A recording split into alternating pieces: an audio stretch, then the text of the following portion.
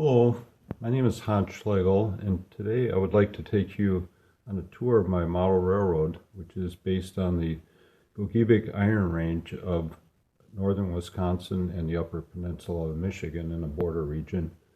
The area I'm modeling is about 30 miles long and extends from Montreal, Wisconsin on the west to Wakefield, Michigan on the east. What you see here is a geological survey map, U.S. Geological Survey map, which has quite a bit of detail of the trackage of the area, the villages and towns and the buildings. And I kind of use this as a basis for developing my track plan. So what you see here is the town of Montreal, and you can see there's a mine there. That's the Montreal mine. As we head towards the east, we'll come to the town. There's another mine. That's the Cary mine. We'll come to the twin towns of Ironwood and Hurley. Now, Ironwood and Hurley share the border of the Wisconsin-Michigan border at the Montreal River. So they're adjoining communities. What you see where it says sunken area is an area where the underground workings of the mines collapsed and extended up to the surface, and that caused the ground to subside there and rendered it unsuitable for ever building there again. And even to this day, there's no buildings in that area. As we head further east, we pass a couple more mines. There you can see the Newport mine on the left, which is one of the mines I'm modeling, and there's the Geneva mine in the center. Geneva mine had a balloon track for loading ore cars. As we go a little bit more to the east, that's the site roughly where the last mine in the area, the Peterson mine, which closed in 1966. That was the site of the Peterson mine. Now, mining on the Gogebic Range started in 1885, the discovery of ore, and lasted until 1966, when the last mine closed at Peterson. Continuing on, we go through Bessemer, Michigan.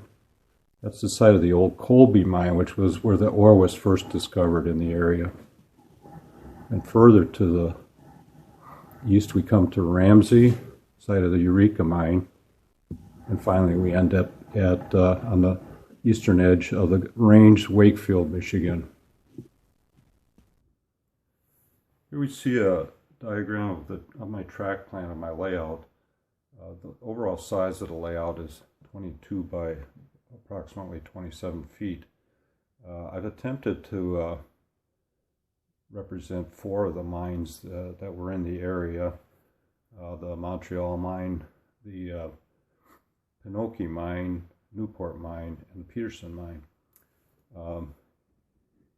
The track on the left, the return loop on the left, represents Ashland, Wisconsin, which was a terminus for the ore trains heading in that direction to Lake Superior, where there was an ore dock and the boats were loaded off of the ore dock on Lake Superior. In the center, you see Escanaba, Michigan. Escanaba was on Lake Michigan, and it was the eastern terminus of the ore movement on the Gogebic Range.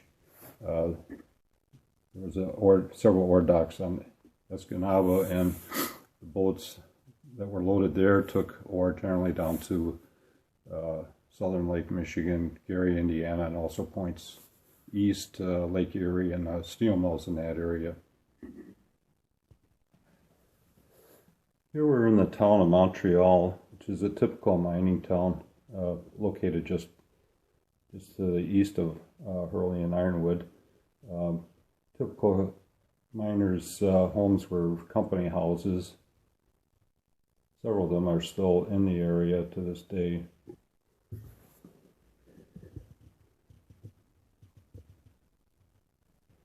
As we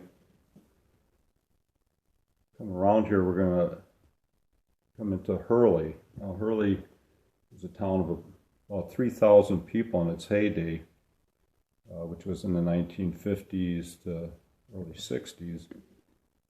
The era that I'm modeling, by the way, is 1955 to 60, which was transition steam to diesel.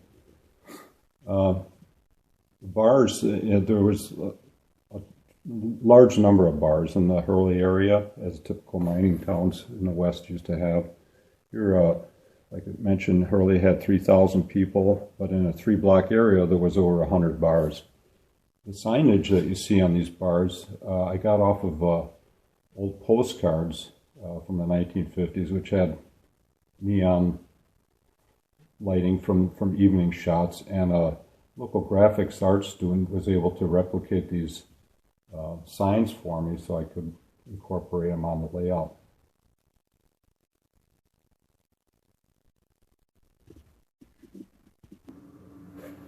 As we see another view of Silver Street in Hurley, we're approaching now the Montreal River, which is the state line between Hurley, Wisconsin, and Ironwood, Michigan.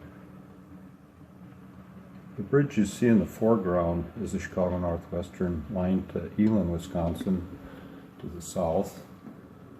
Now we're approaching the Montreal River. The next line where the train is crossing, that's the Chicago Northwestern line to Watersmeet, Michigan. That line was used to send ore traffic to the Escanaba ore docks. Montreal River is not a very wide river. It serves as the state line.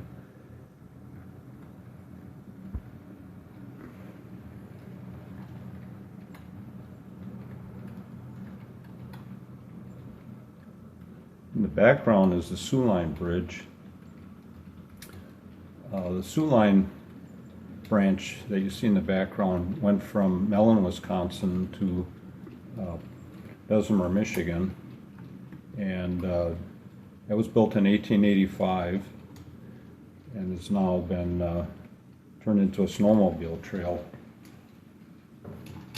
All the trackage in this area has been abandoned. There's the last track was removed, was the Sioux Line branch line. That was removed in 1995.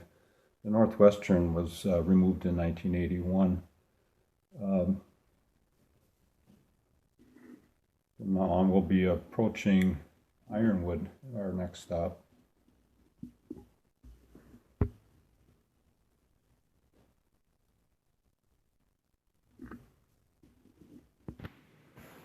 Here we are in Ironwood, Michigan. What you see there is the Chicago Northwestern Depot. It's still standing. It serves as the Chamber of Commerce office as well as the Historical Society headquarters. In the background is the Sioux Line Depot. That's been tore down. Sioux Line and the Northwestern had depots both in Ironwood and in Hurley, so they're a distance of 1.5 miles apart, but you found 4 depots in this area. And I believe they all had station agents at the time, for a time. So here we see an ore train with empties going out to service one of the mines. This area is the reason I modeled this area. It's very compact. It has a lot of trackage, a lot of mines, a lot of interest in history. We're now coming into the Ironwood yard, and I tried to model the track plan that as it existed back in the day as accurately as possible based on maps and drawings and such that I researched. What you see there on the left is the Coatis Pioli produce company, and that's one of the vendors in the area, source of refrigerated cars. There's a team track in the foreground. In the back you see Morgan Coal Company, and then there's some sheds in the background. The Ironwood yard was used for ore traffic as well as general cargo. The tracks in the far background, that is the Soo Line, and in the foreground is the Chicago Northwestern. Now, the Soo Line and the Northwestern shared ore traffic on the Gogebic Range. The Soo Line, this was a joint ore agreement that was entered into in about 1935, and they split the traffic. 31% was Soo Line traffic from the mines, and 69% was Chicago Northwestern traffic. And because of this, they also found it economical to share the engine facilities. The Northwestern had the engine terminal, and the Soo Line would share the facilities and pay for example, a dome of sand on a steam engine, or tender of coal, and they would pay a fee for whatever the Northwestern charged them as part of the agreement. That building you see in the background is a shed that was there up until maybe 10 years ago that I was able to measure and make a scratch build before it burned down.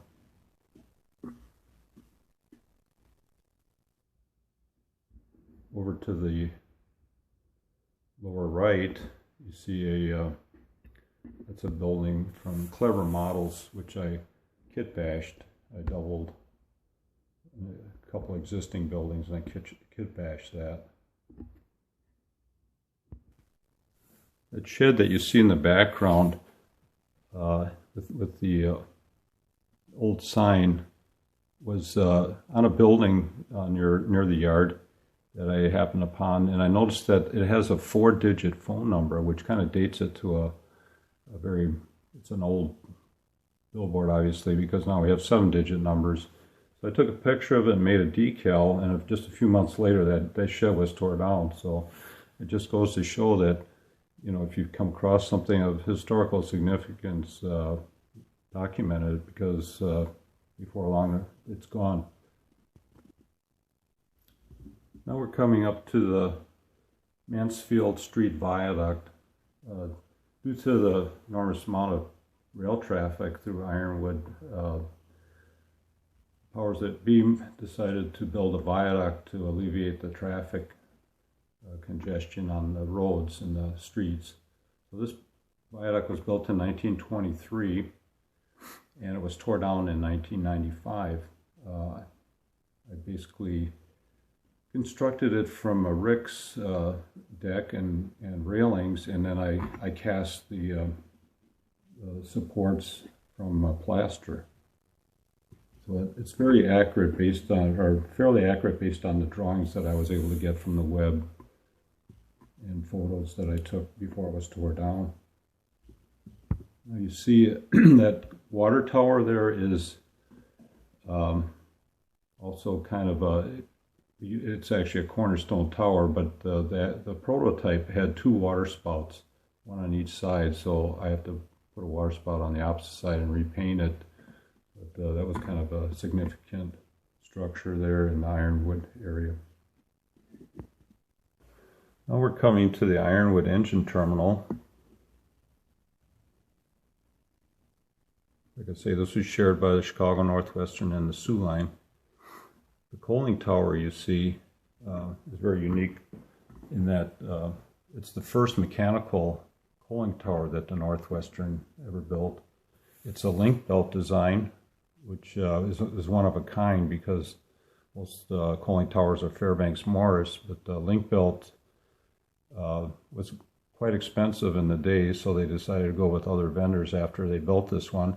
However, it was built in 1907 and lasted right up to the end of steam in 1957 when it was tore down. There's only 2 existing photos of this that I know of, and one of them was by Robert C. Anderson, and the other one was from turn of the century, about 1910. However, Joe Pearson from the Chicago Northwestern Historical Society was able to get me an AFE from 1917 that had some dimensions and details on it, so I was able to replicate it almost exactly. Here's another view from the opposite side of the coaling tower. You can see the ash dumper, which is a cornerstone. model. In the lower right, where the Line diesel is, that's the diesel fueling facility for the diesels. Basically, diesel fuel tankers on one track and a hose and filled up on the opposite track. Here we see the welfare, or the locker room as it's commonly referred to. This is a structure that I was able to scratch build based off of drawings from Joe Falmer's two-book series of engine facilities on the Chicago Northwestern. There was a drawing of that in there, so I was able to scratch build that exactly. And then coming around here, we see the Ironwood roundhouse, also in Joe Falmer's book. It's an 8-stall roundhouse. I couldn't quite fit it in, so I have a cutaway so I can have the interior shown.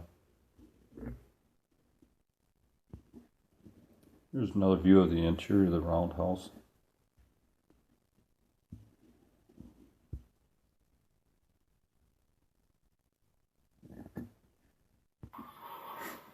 Here's the front of the roundhouse. As you see in the background, there's a wooden sanding tower, also from the Falmer book. The drawings in there, which is I was able to scratch build. On the turntable, you see a Line RS1. After the merger of the Line and the DSS&A in 1961, the Line acquired the DSS&A locomotives, and they repainted them in the simplified paint scheme that you see here. They retained the numbers. So the 105 was a former DSS&A RS1, which was in a very nice livery of yellow and kind of reddish. It was a really nice looking locomotive, but they decided to paint it in more simple colors. As we come around here, you'll see one of the steam locomotives that I have. I have a total of 4 locomotives. This particular one was built by Don Stephan, who modeled the UP. The 280 F9, Line F9. What you see here in the background is a pulpwood log loadout, which was a very staple commodity in the Upper Peninsula, is to this day. The backdrop is a photo I took while I was in the UP, and I was able to, there was a log loadout area that had no obstructions in the front, no modern trucks or anything of the sort, so I was able to take a photo of that and turn it into a backdrop.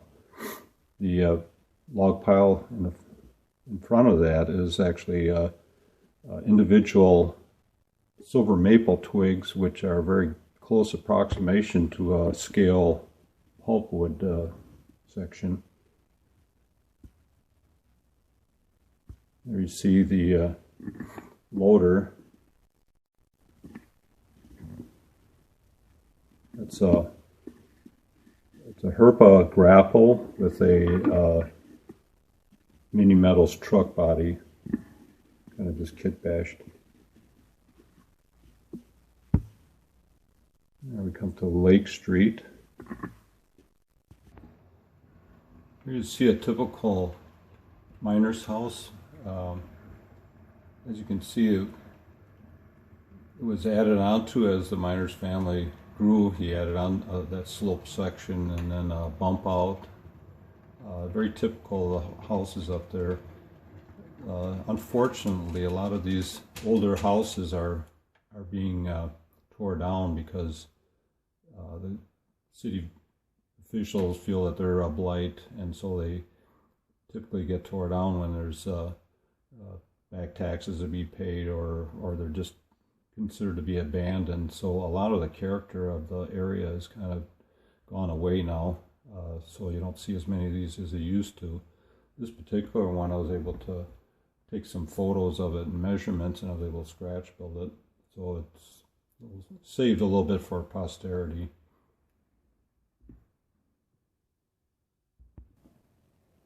Next, we're going to visit the Pinocchio mine. The building in the background you see is an existing building from the mine. It's now a ready-mix plant, but a few of the structures still survive, although all the shaft house and ore piles and all that have long been disappeared. This is a local pushing a cut of empties into the mine for loadout. The locomotive you see is a M2, which is the workhorse of the Chicago Northwestern in that area at the time. He served a lot of the switching of the mines until diesels came along.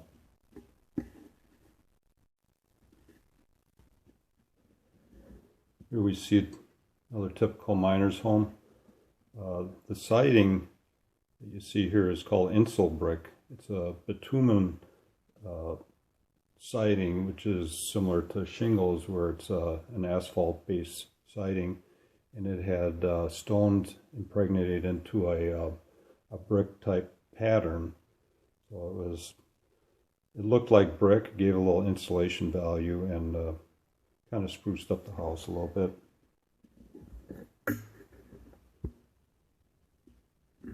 There you see the ore pile. The tramway up on top is from a photo that I made into the backdrop. The ore pile itself is styrofoam covered with iron ore. Iron ore being actually from the Pinocchio mine. I found some remnants on the site, so crushed them up and actually put them on that styrofoam. Here you see one of the shovels. This is a Keebry model. It's hard to find. Most of the shovels in the area were electric shovels, and it's hard to find a US prototype. So this had to kind of fill in. It's got the Cyrus Erie type of colors, but it serves pretty well for a stand-in. And then that's the backdrop of the mine there in the background. Also a photo. The mines I'm working on now, the Newport mine, is going to be an actual structure, so it'll be a little more elaborate. Here's another view of Mill Street in front of the Pinocchio mine. The houses are based off of a photo which kind of closely represents what was there back in the 50s and 60s, early 60s. I tend to like to finish my scenery as I go rather than jump around on the layout. I typically follow from one end and I just work everything to completion up until the point that I am. I find that it's a little more satisfying if you can complete a scene, because it gives you a little bit more of a sense of accomplishment, and you tend to not get burned out on building a model railroad. This layout is maybe a little bit bigger than I should have built it. It's 22 by 27, but I think it's doable. So I hope you enjoy the tour, and thank you for watching.